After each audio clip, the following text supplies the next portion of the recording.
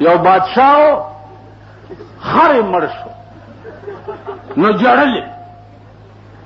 بادشاہ ورته ویل ولې جاړې؟ ویل خر مې مړ شو.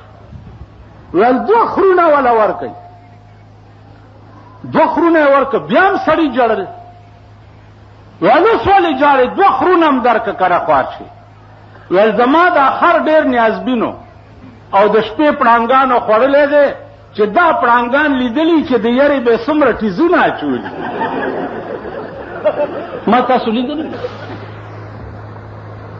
یو پریدیو پیسه یې په لاس کې خولې شوې وه،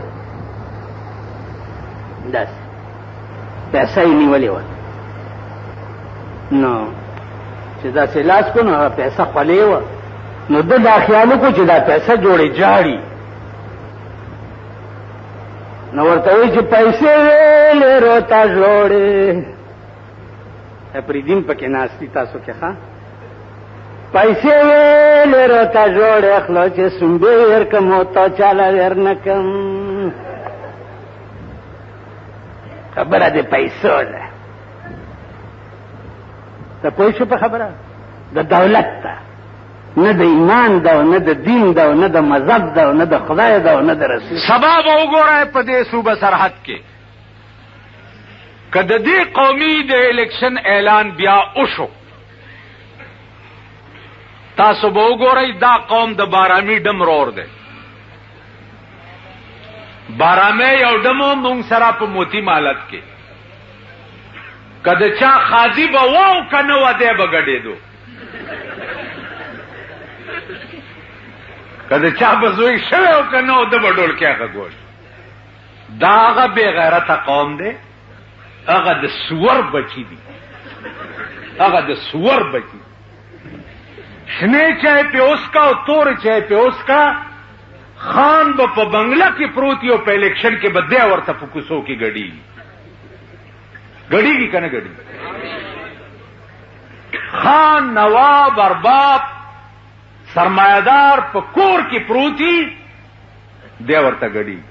داغه ښځه په کور کې ریګمال ځان ته مګلی او زمونږ ښځې لس مڼونه په پولینګ سټیشن کې دوی د پاره نیسي که نه.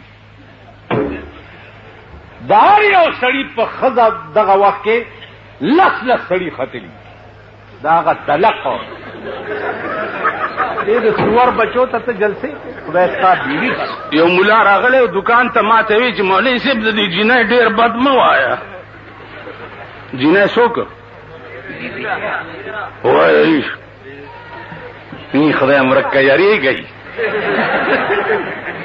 یریږئ. څوک وی چې د ویړ کې ډېر بد مایا.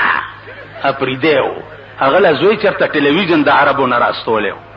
وی چې د ویړ کې ډېر بد مایا. مال ولې؟ وی چې خوا چې په ډبلوکي کې وګورم هسې مې اترې د زړه خوشحال وي. خدای قسم درته خورم چې د قرآن او د حدیث او د جناب محمد رسول الله د عشق جذبه کومه زما په زړه کې ده او د پاکستان د کلرک نه واله تر صدر او وزیر اعظم پورې ما ته بني آدم نه مخکاري. زه به د سپي بچی.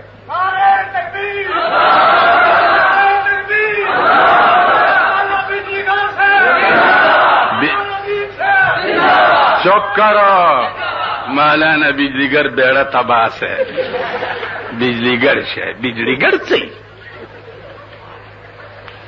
سړی نه دا لغاری دتی د صدارت نه کوس کا دی به څه شي بیا څه شي به هغه مونږ دغه اکو بکو سر سندکو غوا میلاړه پترپکو اباسین چپی ورته ناسته درخانه سر غوړاول توتی ورته تړل توتی په بوټیک علي سرنګ د بلای د اوسپنې ګولای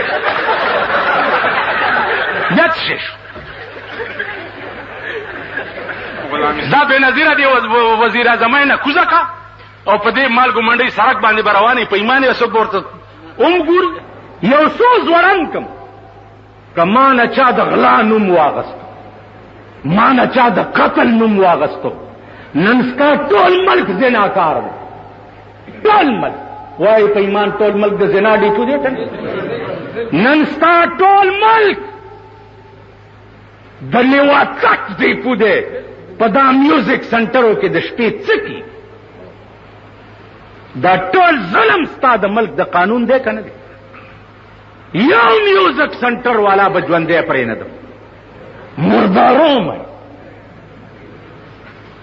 د شپې بلو پرنټ یې پکې چلی که نه ته غم جاړې د شیعه په هغه خړ سیلاب یوړی شه چې بلتی نه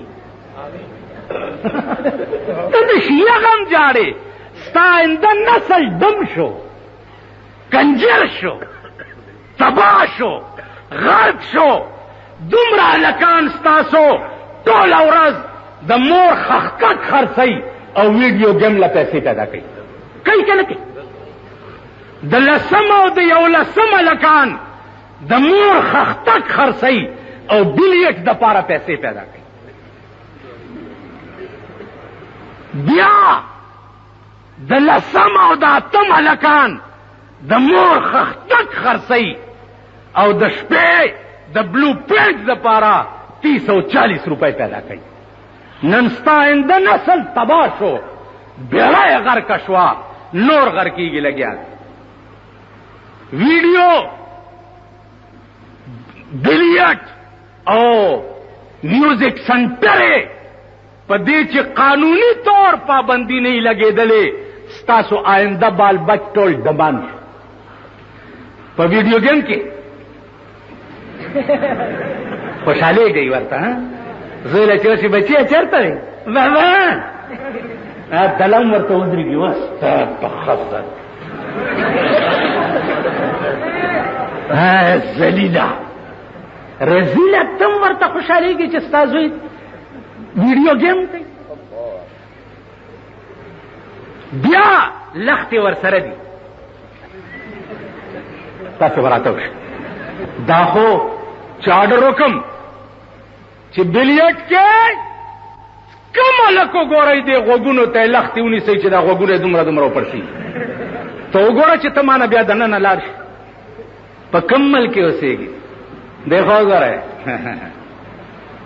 مومندو ته یو دغه تلی او دا نداب پېژنې بینډت والا مومندو چې وکته ویلو خدای راستی چې هغه په ښار کې قوالي کوي یا خو دا دی هغې چې دا جوړ سرینده ده یا خو دا دی ویلې بجاؤ هغه ویلې بھائی میں پہن جاؤں تے توشک لیف لیاؤ ویلے بجاؤ کا خار کی قوالی بجاوے کرتا ہے ادھر نیند بجاؤ کرتا ہے هغه بیړی هر کشه دا پسې بلا واوړېده اپارې رازوړن کو لاندې نه شروع شوه ډنډت ټنګه نو هغه مومند ورته وایي چې زبان غزل ورسره ووایه زبان نو هغه پنجې وایي ټکه ټینه پنچو د دې وسپینه